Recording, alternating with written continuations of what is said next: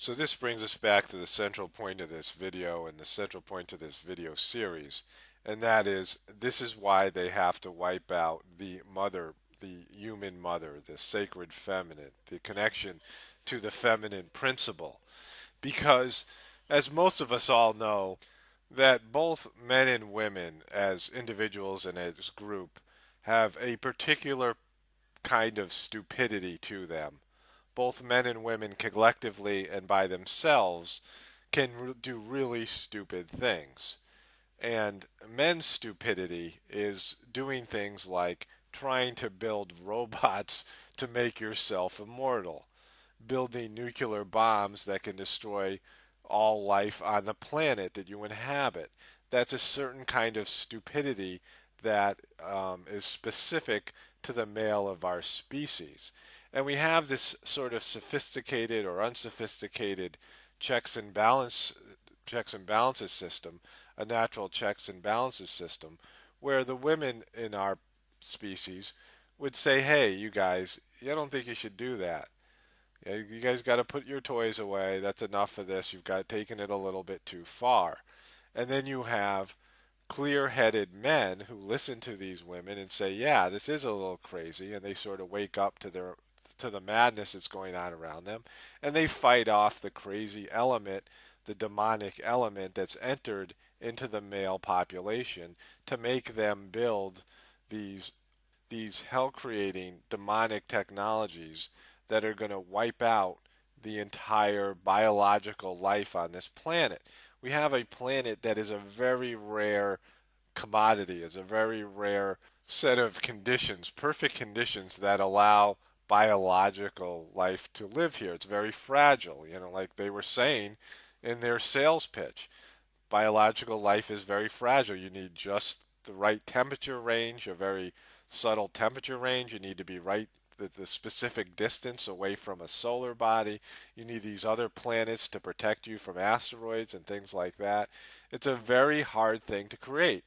As far as we know, I mean, the scientists might have found other planets with life on them, but there's no planets with life on them anywhere nearby us, at least the kind of life that we understand, biological life. So it's a very rare gift to have the ability to live biological life. It's a very rare opportunity.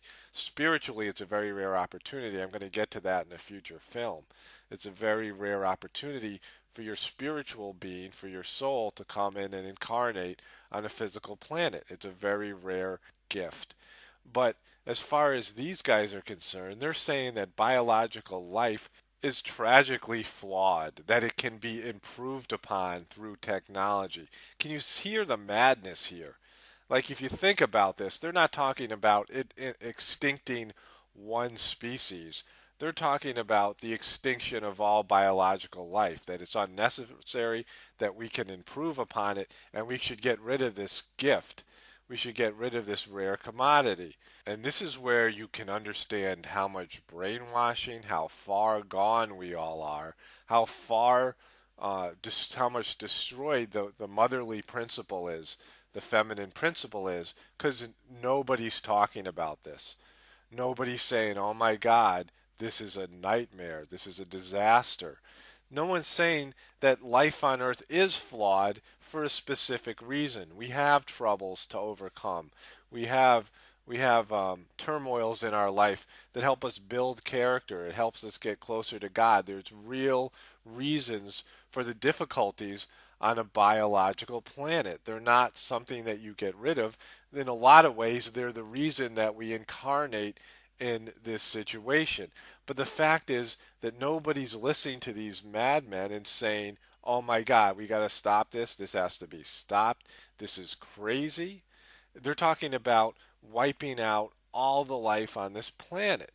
So I started to see this pattern. This pattern started to unfold inside my system. I talk about this in some of my other videos. I'm a person with a dyslexic mind. People who have a dyslexic, learning style are people that see patterns. People see the whole picture. They don't see the parts. That's why they have trouble learning in parts. Our educational system teaches people in fragmented parts and then they put the whole picture together. Dyslexic people have to see the whole picture. So I was doing the research for this video series. The whole pattern just unfolded in front of me and I just understood it. I could see it. But I wanted to see if it was correct. You can make mistakes. You're not always going to see things clearly. So I said, well, looking at Aldous Huxley's A Brave New World and looking at where we are now in terms of that blueprint being unfolded in material existence, manifesting itself in material life, they should be right about now making artificial wombs. In The Brave New World, in the first chapter of the book, children are brought through the facility where life is produced, where human life is produced. And they've gotten rid of parents. In fact, mother is sort of a swear word. Family is sort of a swear word in the Brave New World. And they go through this facility where these babies are created, and they are created in these artificial wombs, like you saw in the Star Wars movies with the clones, where they're creating the clone population, or the pods that were in the Matrix, this sort of thing. So the fact that they were able to take natural childbirth, take the act of a woman carrying a baby inside her, and take it away from her, and turn it into a machine function, and then raise the children with machine, again, going back to the work of Joseph Chilton Pierce, and this incredibly important bonding period where children develop 90% of their brains and all this stuff they develop in these formative years, and take that away from the mother that teaches the child about love, transmits all of these great inherent character qualities and all of these things that a properly developed person receives, and take that away and give it to the machines. Have the children be raised by machines, have them be programmed to be perfect citizens within this structure. And so where we are right now in our own lives, where we are as a civilization and where Aldous Huxley's blueprint, The Brave New World, is, I figured they must be the next biggest step would to be to take away those formative years and take away that important time in the mother's womb and move it to an artificial womb. And sure enough, here it is. There's just all this information about artificial wombs. It's something that they've obviously had for quite some time. They're able to now produce babies in artificial wombs. Mothers have officially become obsolete. We no longer need mothers. We can produce children without mothers, and fathers for that matter. They can store enough eggs and sperm to last forever.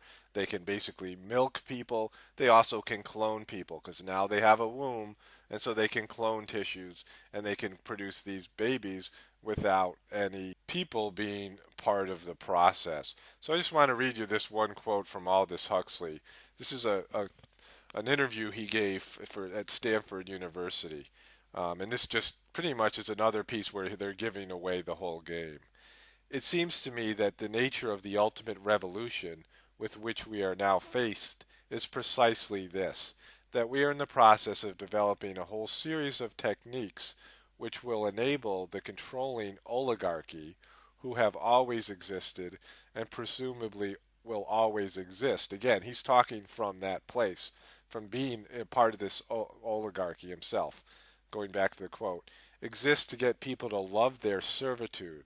This is it seems to me, the ultimate in malevolent revolution, shall we say, and this is a problem which has interested me for many years and about which I wrote 30 years ago a fable, Brave New World, which is an account of society making use of all the devices available and some of the devices which I imagine to be possible, making use of them in order to first of all to standardize the population, to iron out inconvenient human differences, to create, to say, mass produce models of human beings arranged in some sort of scientific caste system.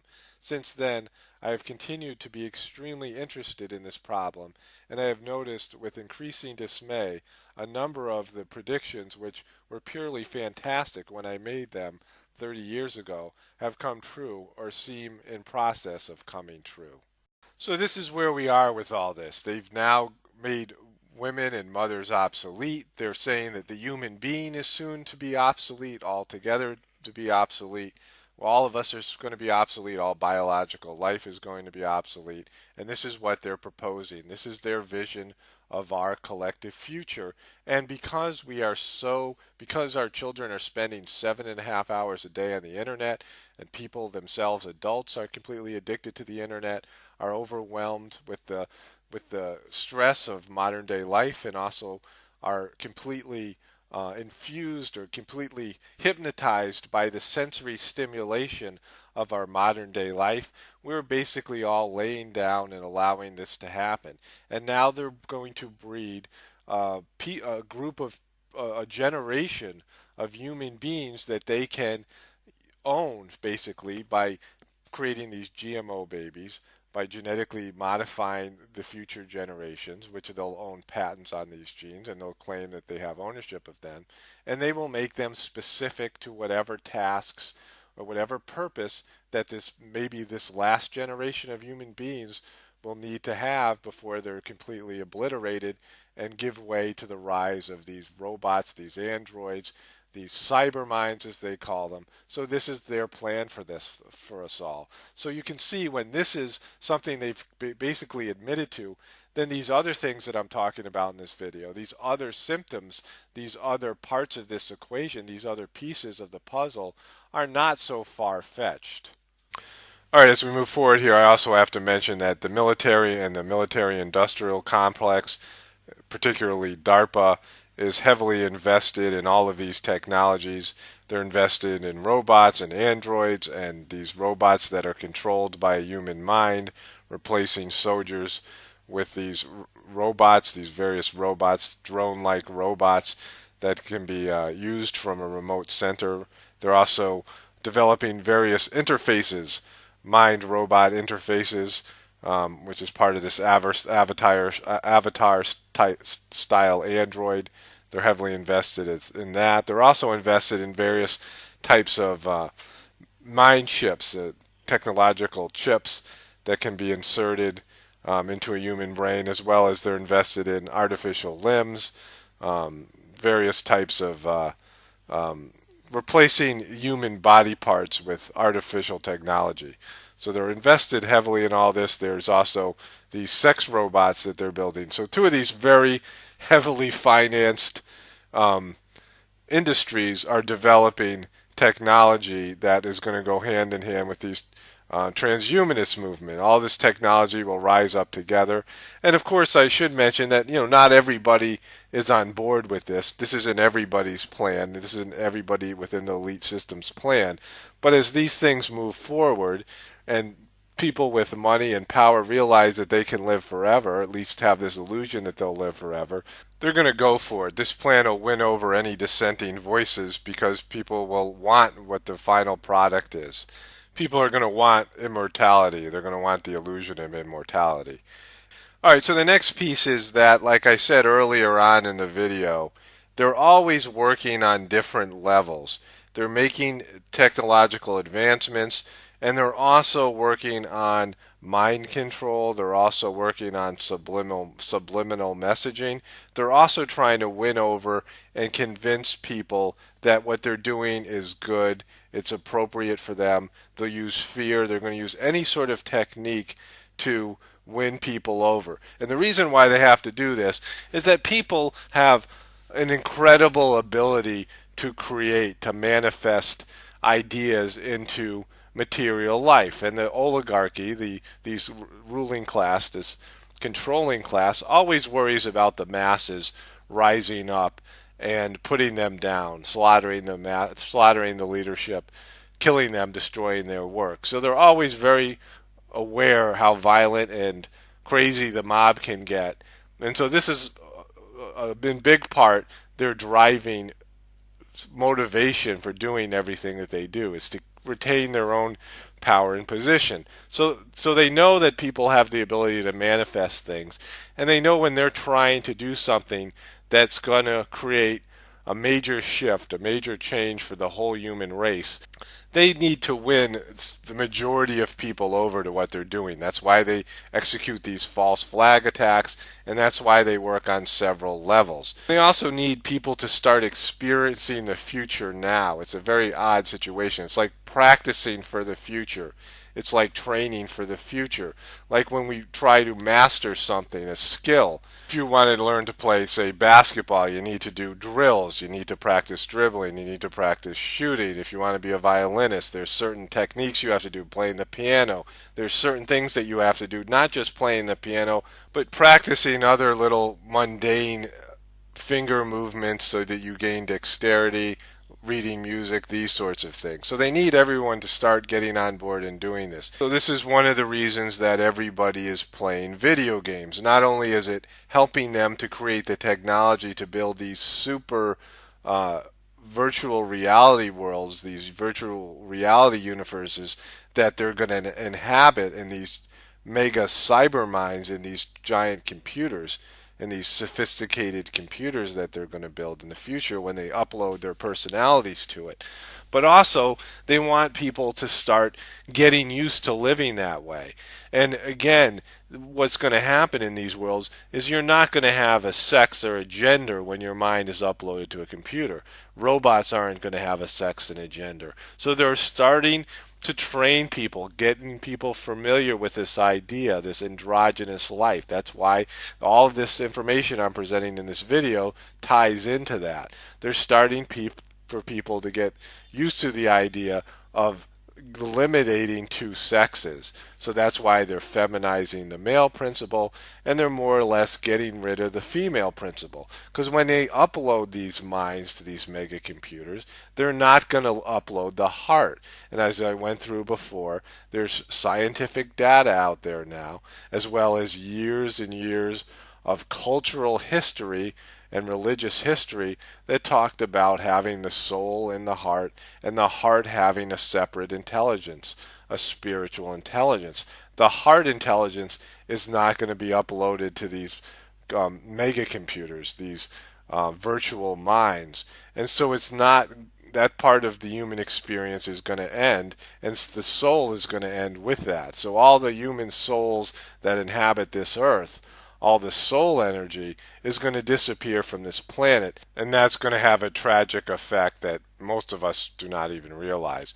I want to say also that I do not believe in any way, shape, or form that they will be able to end up getting away with this, because it violates too many natural rules. Mortal life is just something that you can't attain, at least in the physical realm of existence. We all have, in a sense, immortal life in a spiritual being, an etheric being that exists in other realms of consciousness and other planes of existence, in other dimensions. So we already have this eternal life, and we also have very powerful and well-developed beings that monitor this planet. There's spiritual energy, and there's rules that just can't be violated. And what they're trying to do with this 2045 initiative just can't be done. I believe that probably what we'll see is a major collapse that happens before this initiative can even really get off the ground, and that'll pretty much break that up from happening. But we'll all have to see how this takes place. But going back to the damage that's being done even right now, and we're talking about this movement to get rid of the two sexes, to make the human species androgynous and bring it down to a unisex type species, that's where we bring in this stuff that's going on with Barack Obama, with Michelle Obama, and all these celebrities. All this stuff I've documented in other videos. So this is where all of this stuff ties in. This is the sort of social aspect of this work. This is where they're working on our consciousness, our subconsciousness. They're trying to get us to agree to all these things, all of these far-reaching ideas that they have. And one of the ways that they do that is make it socially acceptable. And so they start subliminally giving us messages, and then you have this stuff where the first couple is perhaps a gay couple, or the first lady is a transgender person, and Barack Obama is a homosexual man or a bisexual man. And then you have these sort of things that are playing out secretly, and then you have all these celebrities, these women celebrities with male characteristics, and all these male celebrities who are dressed in drag. So that brings us to Barack Obama referring to his wife Michelle as Michael. So I'm going to show you that video clip, and then I'm going to talk a little bit about that. Distinguished guests, and men and women of the finest military in the world. And most of all, Admiral Mullen, Deborah. Michael and I also want to acknowledge your son Jack, who's deployed today. All of you have performed extraordinary service to our country. All right, just a couple things about what happened there. In President Obama's defense, he's about my age. He's about 50 years old. If you comb through my videos, you'll find there's often times that I'll use the wrong word. This happens as you get older. You start using the wrong names of things. You might call your children the wrong name, things of that sort. And President Obama gives a lot of public speeches. He's a public figure. He's going to make a mistake once in a while. Something like this is bound to happen. So that's totally understandable. Also, the man that President Obama is honoring is named Michael Mullen, Admiral Michael Mullen. So that's where the word Michael came into his consciousness. So again, that's understandable that he would use the word Michael mistakenly because Michael was in his mind. He's talking about Admiral Mullen, and the man's name is Michael, so that's understandable. The part that's really hard to understand, though, is that he used a different gender for his wife's name. I understand using the wrong name. Like, for example, my mother used to call me Peter. My name's Paul, but my mother would call me Peter because I had an older brother named Peter. But she didn't call me one of my 3 sisters' names ever. Do you see this? Sometimes you can make a mistake with the name, but you usually don't make a mistake with the gender for whatever reason. And forgetting your wife's name is pretty much a criminal offense in most marriages. So this is kind of a huge mistake. Calling his wife the wrong name is a huge mistake. But then on top of that, calling her the wrong gender, it just doesn't make much sense that he would call her the wrong name and the wrong gender. Plus his reaction afterwards. He pauses. He seems almost a little bit rattled. He knows he's made some kind of mistake. He doesn't know whether he should backtrack and say, no, I really meant my wife Michelle and not Michael. Should I point this out? Should I just let it go? You can see he's sort of trying to make a decision how he's going to handle this mistake he's just made.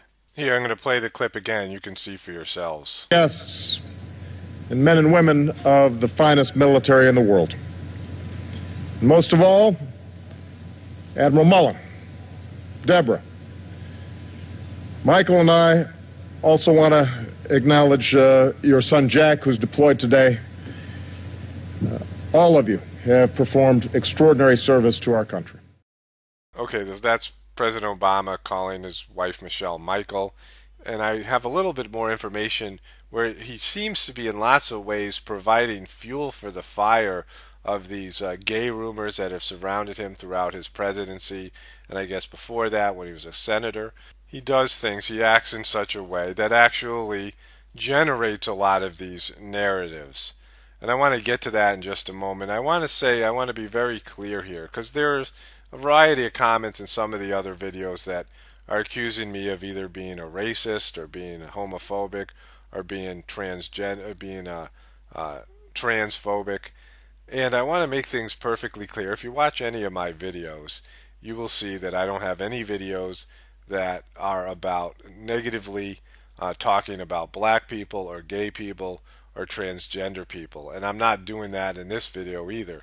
And I am not in any way believing that black people and people of color and homosexual people and transgender people are in any way going to destroy our planet.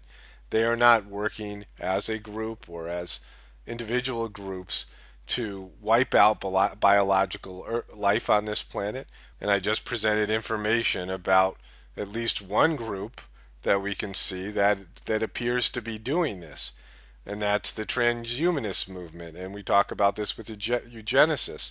And by and large, people of color, the black people and the nations of color in this world, and the homosexual population, the transgender population, which is a very small segment of the population, don't have a lot of power.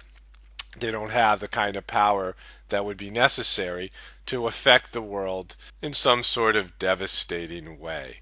What I'm saying in these videos, and I want to make this perfectly clear, and it's a very important point, is that I see that these people, or these particular people for now, are being used as a weapon. They are being used as a tool. They are being used as a weapon against humanity by and large, and specifically against mothers and the institution of motherhood, and they're being used to politically, in a politically correct way, blur the gender lines. And these people have been oppressed. Gay people, and African American people and people of color have been oppressed, and I talk about this quite often in my videos. If you look at the history of the world, you see by and large that white people are usually invading and oppressing people of colors, taking their land, like what happened in America with the Native Americans, enslaving black people in Africa and bringing them to America and Europe as slaves. And you see the European Empire, the English Empire, the British Empire invading countries like India, invading these countries all around the world. And it's usually white people oppressing people of color, not the other way around. But what we see now is that the bullies in this case, the abusers, the elite that whose ancestors ordered this oppression and ordered these invasions of these people all around the world, are now using these people's victimization to further their own personal agenda. I've talked about this in other videos about the abuse cycle, about the trauma cycle, and how predators use the victim stance and victim consciousness to give themselves permission to do wrong acts and abuse other people. And in this case, they're using somebody else's victimization. Because if you criticize or speak the truth, because it's not really being critical, it's speaking the truth about what's going on, immediately people will say, well, you're homophobic or you're racist or you're whatever. People are programmed to do this. They're just regurgitating what they're told on a social level by whatever they're watching on TV and this sort of politically correct agenda that's going on out there in the world. But they're basically saying that if you name what's going on here, then you must be a racist or you must be homophobic. This is exactly what they did when they rolled out feminism. Now, I believe that women have been probably the most oppressed group in the history of the planet. Women have often got a bad deal. They've often been the playthings of men. They've often been abused. They still are abused, and they still are oppressed. As I pointed out before, the CIA and other nefarious organizations used the abuse that women have suffered for centuries to roll out this feminist movement, and there's been probably some things that have come out of the feminist movement that has actually helped women. For the most part, though, it's been a disaster for women because it's given women equal rights to work in the world of men, to become men, to act like men, and I'm going to get to this more later on in the video. But it's been a total disaster, and again, destroying the sacred feminine. It's destroying the feminine aspect that it exists not only in women, but also exists in men. And that's why we see the world becoming more violent, the world becoming more aggressive. And that's why I said earlier we're losing our sense of checks and balances. The natural order has been unbalanced. It's been destabilized. So going back to President Obama and the first couple, it's important to know that the first couple are archetypes. They are iconic figures in the psyches and the minds of the American people and the people of the world. George Washington was known as the father of our country. And all presidents occupy that position of the father figure, the male figure, the predominant male figure in the country.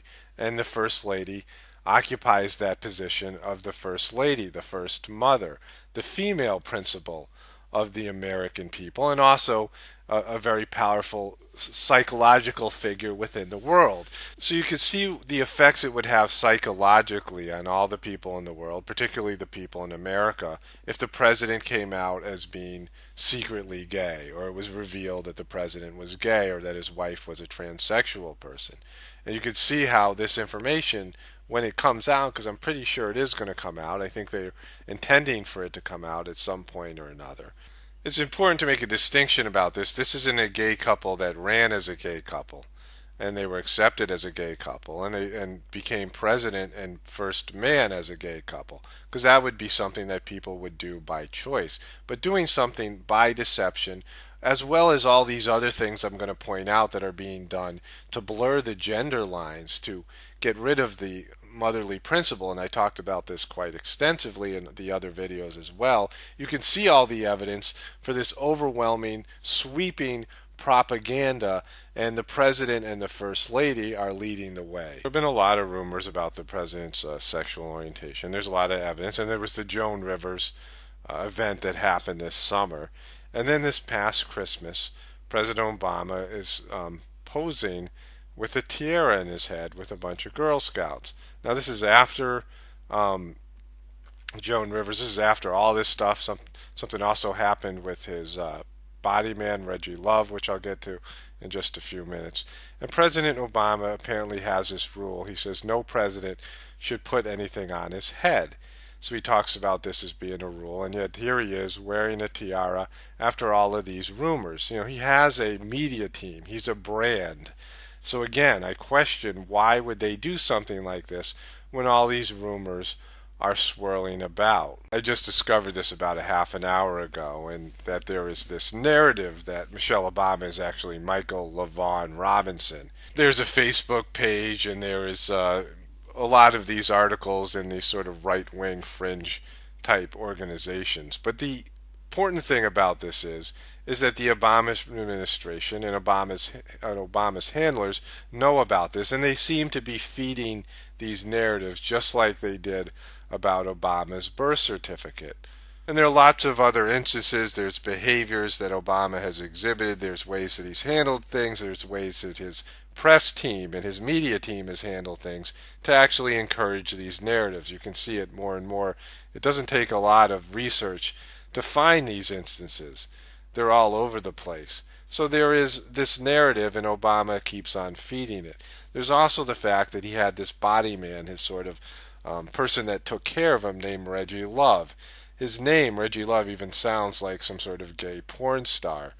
I don't remember ever hearing of any of the other presidents' body men or their personal assistants, but they actually had Reggie Love take a sort of front and center position in the 2008 campaign, and he's been very present as a media figure in a lot of the president's events. And so, of course, there were going to be some rumors about him and the president, given already this narrative that exists. Apparently, Mr. Love had to resign from his position after some, I guess, homoerotic photos surfaced right before the 2012 election, and he wrote a book about it. And there's just a lot of this stuff. There's just a lot of these kind of rumors.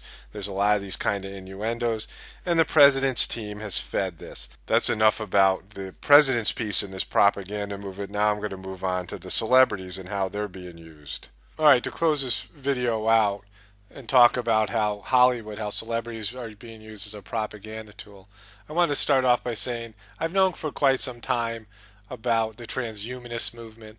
I know that they're trying to get rid of mothers and motherhood and that kind of principle, to make women more masculine and men more feminine and blur the gender lines.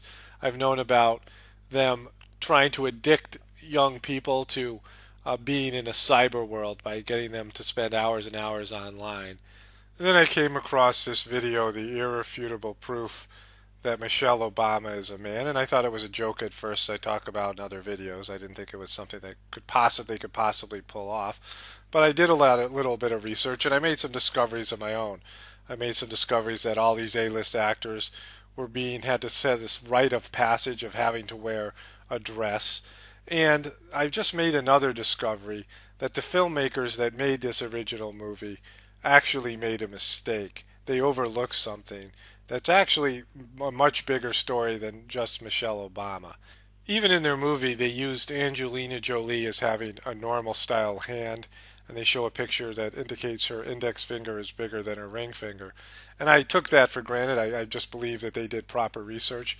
But I went back recently and looked at it myself and found there's a variety of pictures that show that Angelina Jolie's hand, and you can see it's laying flat here, is actually her ring finger is substantially bigger than her index finger.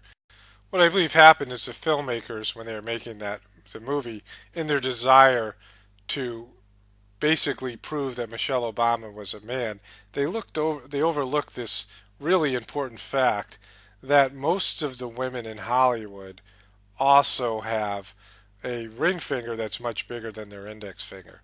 That this is something that's almost 100% across the board. That these celebrities in Hollywood, for the most part, these female celebrities, have this male characteristic, which indicates that there were high levels of testosterone present in utero when these babies were being born, even if they were female. And then I made this movie that there's over a 95% chance that Michelle Obama and Jennifer Aniston were born men.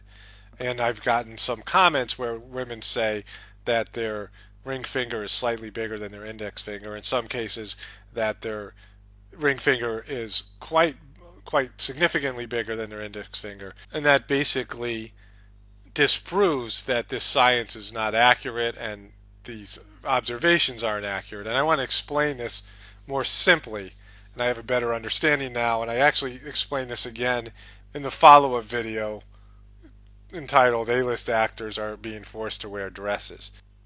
The way this works is that people have known for a very long time that in most cases men's ring fingers are bigger than their index fingers and women's index fingers are bigger than their ring fingers. That's in most cases. People basically knew this just based on observation, and then some doctors did some scientific studies on this. They took pregnant mice and gave their fetuses extra levels of testosterone in some cases and estrogen in others, and they found that the extra levels of testosterone increased growth in the fourth digit, the ring finger, and extra levels of estrogen increased growth in the second digit or the index finger. There are some women whose index fingers and ring fingers are of equal length, or their ring fingers are slightly bigger, and there's a very rare percentage of women, less than 5%, that their ring finger is much longer than their index finger. But there are women who have this condition,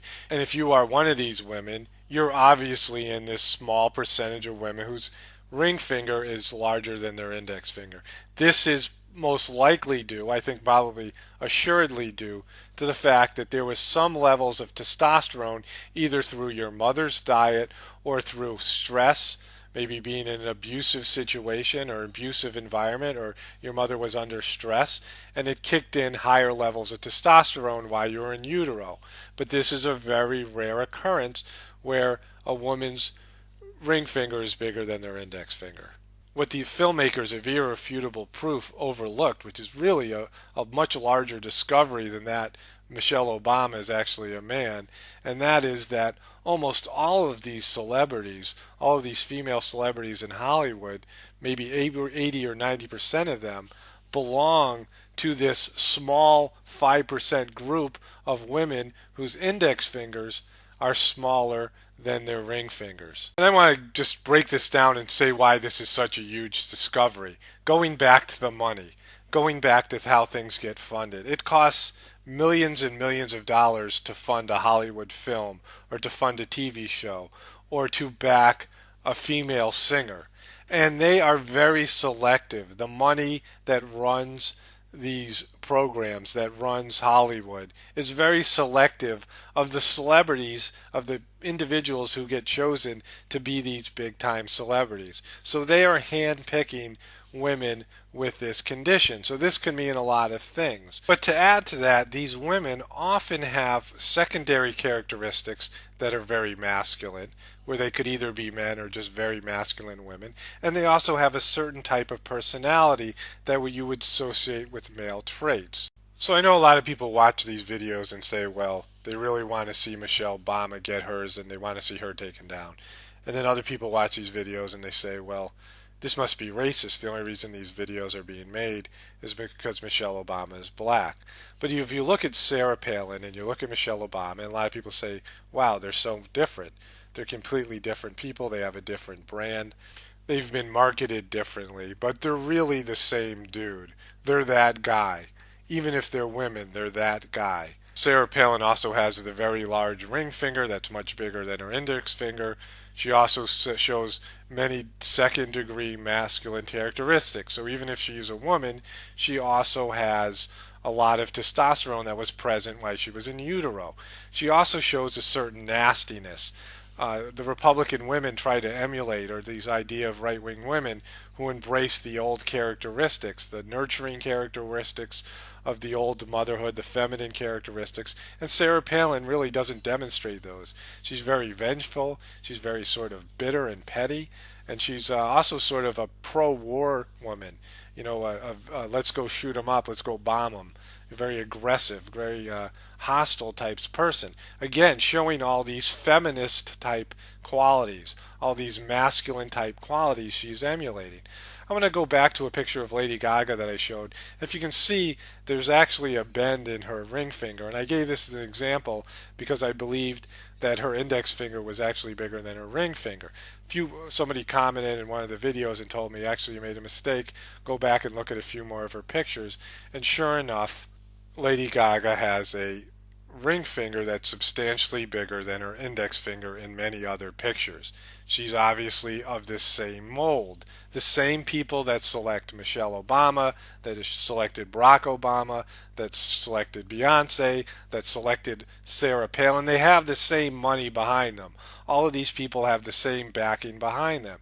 And these women have very masculine characteristics. They have broad shoulders, they have masculine tendencies, they often act like men, they do a lot of things that are masculine in nature, and they are used in a way to degrade the feminine principle, to emulate a certain role model that young women will want to emulate and men will be attracted to, and then what they're doing is moving men and women closer to an androgynous type species where there's only one sex, that men and women are extraordinarily similar in all of these ways. So again, this is something to realize. These people have been selected. They didn't make it because they had talent or because of any other reason. They're choosing women of a certain type of physique. They're choosing women with masculine features. I think this might even go back farther than them, that they're chosen before birth or they've been manipulated. I'm going to get to that later on in the video. So there's another comment from another viewer saying, why don't you check out Evangeline Lilly? She felt that she might be actually a man. She's the former star of Lost who stars in the Hobbit movies. There are some pictures that very much look like she's in drag. She also looks like a woman in a variety of other pictures, but she has all these masculine characteristics. She has the very broad shoulders, she has the man body, she has the extended ring finger, she has all of these same characteristics. These are the types of women that you see them choosing over and over again. They're not choosing the old sort of voluptuous, curvaceous women, the more feminine women.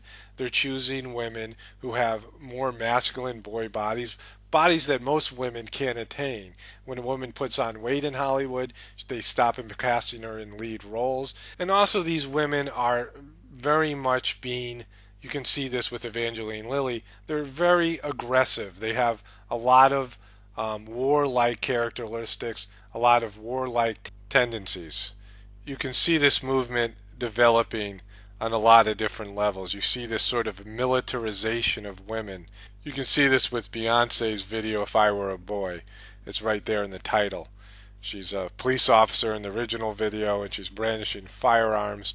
And then in her Grammy performance, she comes in with a bunch of dancers dressed up like martial law type police troops. And she comes marching in this sort of masculine fashion, and then she grabs her crotch in the beginning of the video. Just sort of sums up this masculization of women. You see this over and over, this theme of turning women into troops, turning them into soldiers, turning them into warriors. You see this theme playing out in movie after movie. It's a very hostile theme to the feminine principle, to the sacred feminine, to the divine mother, to mothers in general, and really to all of us, because there's been this overwhelming movement to glorify the killer instinct, to glorify these principles of being selfish, of being hard, being cold-hearted, to being a killer, to dominate others, to be heartless, to be without a conscience, to just basically be a sociopath. This is something that they have been putting out there, that's going on in the propaganda machine for many, many years. And now women are becoming a big part of this. You're taking something where women, again, have these nurturing characteristics, these nurturing qualities. They're supposed to be loving. They're supposed to bring in this, infuse these positive aspects of community, of connection to nature, connection to the divine principle, connection to God. And then instead, there are these dark figures who are becoming very much like men. There was a huge campaign about women have a right to go to war. They have a right to kill people. They have a right to be soldiers. We know what happens when soldiers go over to fight these wars for these demonic leaders who don't care anything about the soldiers, the way they glorify the military here in America, and they're trying to do that all over the world. You're just fighting wars for a very hostile group, and all these soldiers come back with PTSD. Something happens when you kill other people. Something bad happens to you if you become a murderer, if you become a killer. These are not things that are good for anybody. And they keep on glorifying this, and women are fighting for the right to be in the front lines. You have this situation in Israel where it's mandatory for every young person to go through the military, where they're brainwashed, where they're put in this sort of aggressive position, and then women become destructive. They use destructive energy, and it's hard for them to become nurturing mothers then, to open up and embrace the feminine characteristics and feminine qualities. You see even this with women's body types, these six-packs. Women trying to have hard bodies become hard. Again, they have to open up. You have to become round. You have to become soft. It's this flexible characteristic. It's learning to bend, but they're becoming hard. They're becoming like men. Young women are growing up thinking that that is the way that you should be, and young men are being sexualized to these women with male bodies. Alright, this is the last of the 4 videos in this video series. I did a lot of research and I pulled a lot of screenshots of women with elongated ring fingers and men dressing up in drag. I'm going to post all of those pictures as I close out this video, and it's just, the evidence is overwhelming. You see picture after picture of A-list celebrities and famous people that dressed up as men, and women with these sort of masculine characteristics. It's just flooded. We're being bombarded by these principles. You can say whatever you want about these are actually women who just happen to have larger ring fingers, but this is 5% of the population. These kind of women are 5% of the population, and they're making up anywhere from 80 or 90% of the famous women, the famous celebrities that are out there every day, and they often have male type bodies as well, and they have masculine and male type characteristics. This is not an accident. All of these things I've presented in this video are backed by money. There's money behind everything I presented in this video. There's nothing here. These people, these celebrities, any of these experiments that they are doing are well funded. You can't deny that they are trying to make women more masculine and men more feminine. You can see this. Do the research yourself. You can look online, any of these types of things, not just for pictures. When you're watching movies, notice how they're doing this. Notice how they're rolling out this propaganda. You can see the same repetitive patterns, the same repetitive cycles, all across the way they cover media, the politicians, and the movies, and the music videos. It's not about being gay friendly. It's not a racial thing.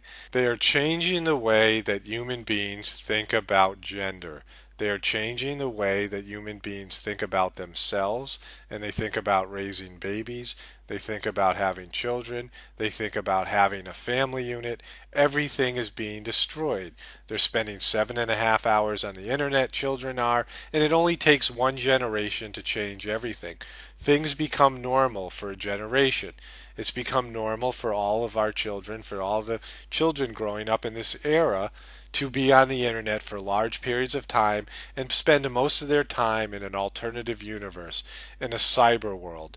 And in this alternative universe, there is no men, there is no women, there's just these avatar-like figures, and they are setting everything up for a futuristic world that takes place in alternative realities. It takes place in an alternative universe, and everybody is being groomed and everybody is being conditioned for this. You can say this is far-fetched, but we live in a mad world.